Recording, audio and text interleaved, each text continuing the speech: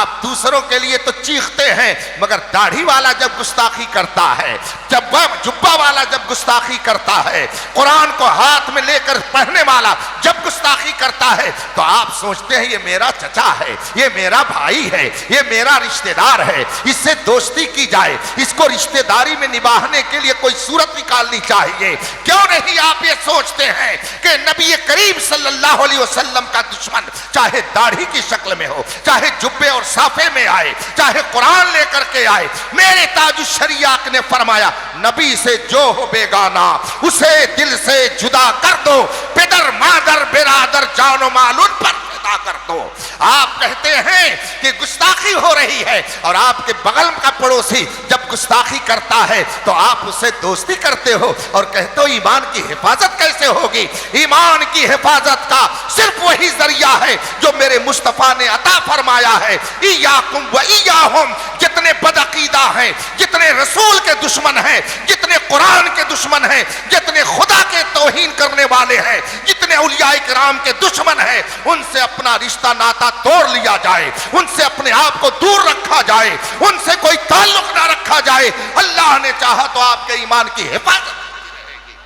हम कहते तो हैं कि तहफ़्फ़ुज़ ईमान कैसे हो, मौलाना लोग कुछ करते नहीं हैं। अभी मीडिया में इतनी बहस चल रही है, फला जगह घर जल गया, मौलाना लोग निकले नहीं, फला तौहीन कर रहा है, ये रोड पर निकल नहीं रहे हैं, ये कुछ बोल नहीं रहे हैं। मेरे भाइयों, इन्हीं के बोलने का तो नतीजा है कि आप अल्लाहु अकबर बोल रहे हो। अगर ये न बोलते तो आपको अल्लाहु अकबर कहने भी नहीं आता, अगर ये न बोलते तो आप अजान भी नहीं जानते, ये ना बोल करके आपको बताते तो आप सही ढंग से मुसलमान भी नहीं बन पाते। आपके अंदर इस्लाम की जो भी तहजीब बाकी है ये इन्हीं उलमाए किराम की मेहनतों का ही नतीजा है। लोग समझते हैं सब काम उलमा के जिम्मा है। घर किसी का जल जाए, मौलाना लोग रोड पर आए, पीर साहब आए एहतजाज करें, पीर साहब आकर के स्पीच दे, और जब पीर साहब गिरफ्तार हो जाएं तो सब लोग अपने घर में बैठ जाए। सेठों से क्यों नहीं करते, कहते हैं जो अरबपति बन करके दादे ऐश अपने कब्रों में दे रहे हैं वो कब मैदान में उतरेंगे। ये डॉक्टर जो एक मरीज की फीस 500 रुपया लेता है ये कब मैदान में उतरेगा। वो इंजीनियर जो रोजाना न जाने कितने नक्शे बना करके लाखों रुपए कमाता है वो कब मैदान में निकलेगा। क्या ये पढ़े लिखे लोग नहीं है, क्या यह दानिश्वर लोग नहीं है? इनकी भी जिम्मेदारी है कि वो मैदान में आए और अपनी वफादारी मुस्तफा का सबूत दे। नारे तकबीर, नारे रिसालत, नारे रिसालत, मसलके आला हजरत हुजूर ताजुल फुक़हा। एक नौजवान ऐसे हैं कि जो कल तक गाना बैठ करके सुनते थे मगर अब मुस्तफ़ा की नाते सुनते हैं। किसी ने असद इकबाल को पसंद कर लिया तो किसी ने अख्तर ज़ियाई को पसंद कर लिया, किसी ने वैस कादरी को पसंद कर लिया, मगर सब कहते हैं मजा तो जब आता है जब बरेली के रजा का कलाम सुनाया जाता है। अभी रास्ते में मैं आ रहा था, अख्तर साहब मेरे साथ थे, किसी शायर की नात चल रही, किसी शायर ने नात पढ़ना शुरू किया, लगा दी गई गाड़ी में वो नात और सरकार मुफ्ती आजम हिंद की नात वो सुनाने लगा। मैंने कहा कि खुदा जाने किस जज्ब के आलम में खानवादे रज़विया ने नबी की तारीफ में इन कलमात को कलम बंद किया है कि हजारों मर्तबा सुनने के बाद वही चाशनी, वही लुत्फ, वही मजा, वही वारफ्तगी, वही दीवानगी और नबी से मोहब्बत का वही जज्बा बेदार। इसलिए रफीकान मोहतरम, ईमान की हिफाजत का इस जमाने में सिर्फ एक जरिया है कि रसूल पाक के सच्चे गुलामों की गुलामी का पट्टा अपने गले में डाल लिया जाए।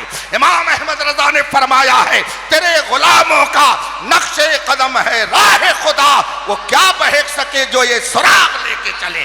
जब तक इस सुराग पर चलते रहेंगे ईमान की हिफाजत होती रहेगी और अगर इधर उधर हुए तो यकीन से जान रखिए इमाम अहमद रजा ने बहुत पहले फरमाया बाएं रास्ते न जा मुसाफिर सुन, राह में राह मार फिरते हैं। इसलिए सिराते मुस्तकीम पर गामजन रहिए और सिराते मुस्तकीम इस दौर में वही है जिसे मसलके आला हजरत कहा जाता है। सुभान अल्लाह, सुभान अल्लाह। अभी आपने डिप्लोमा और मुनाजरे का नाम सुना, आपकी क्या गिनती है, बड़ी बड़ी खानकाहों के पीरजादे भी इधर से उधर हो रहे हैं। क्या बात है। और ये बात मैं आपको बता दूं, ये मत समझिएगा कि मैं पीरी मुरीदी का मुखालिफ हूं। जी मेरे खुद कई हजार मुरीद हैं अल्हम्दुलिल्लाह। अल्हम्दुलिल्लाह।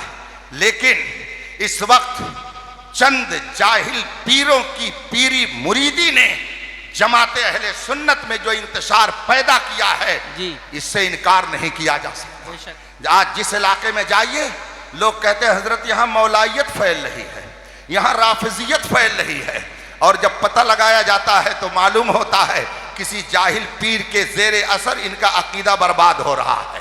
किसी जाहिल पीर ने इनका अकीदा बर्बाद कर दिया है।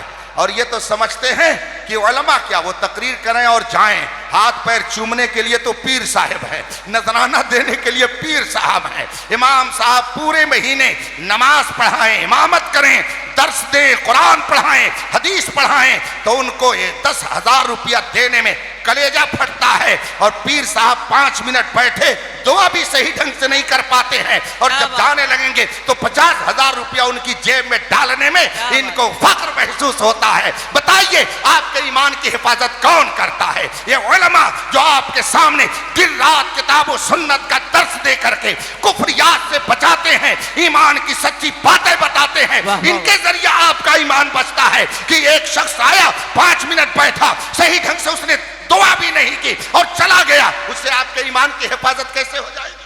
क्या बात है। वाह वाह वाह। आप कहते हैं तहफ्फुज़ ईमान कॉन्फ्रेंस होनी चाहिए। क्या बात है, क्या बात है। तहफ्फुज़ ईमान कैसे किया जाएगा? जाहिल लोगों ने मारा है, कबाड़ा कर दिया जमाते अहले सुन्नत का। बेशक। मैं ये तो नहीं कहता कि चादर गागर अगरबत्ती में हम लोग लगे हुए हैं, हम लोग और भी काम करते हैं। हमारे डॉक्टर साहब ने दिल जला होकर के, यकीनन उन्होंने बहुत दर्द के आलम में ये बात कही है। ये बिल्कुल सही आप कह रहे हैं। हम लोग अगरबत्ती इसलिए सुलगाते हैं ताकि कोई बदबूदार अगर आ जाए तो उसकी बदबू खत्म हो जाए और खुशबू से हमारा माहौल मुअत्तर रहे। हम अपने बुजुर्गों के आस्थानों पर चादर इसलिए पेश कर देते हैं ताकि पता चले कि हम लोग अगरचे गुनहगार हैं मगर इनके दामन से वाबस्ता हैं, ये बड़े अल्लाह वाले हैं, तो इनकी बरकतें हमको भी मिलेंगी। और जो कोई इधर से गुजरे वो भी बरकत लेकर के जाए। इस अलामत के लिए हम चादर लगा देते। मगर अल्हम्दुलिल्लाह अहले सुन्नत बहुत बड़े बड़े इदारे भी चलाते हैं, बहुत बड़े बड़े उनके यहाँ मदारिस भी कायम है। बल्कि पूरे हिंदुस्तान में अहले सुन्नत के मदारिस का जो अजीम जाल बिछा हुआ है, उसी की बरकत है कि गांव गांव मसलक आला हजरत का सुभान अल्लाह, सुभान अल्लाह, सुभान अल्लाह। वाह वाह वाह वाह, सुभान अल्लाह, अल्लाह अकबर, या रसूल अल्लाह, या रसूल अल्लाह, बस या अली। थोड़ी देर और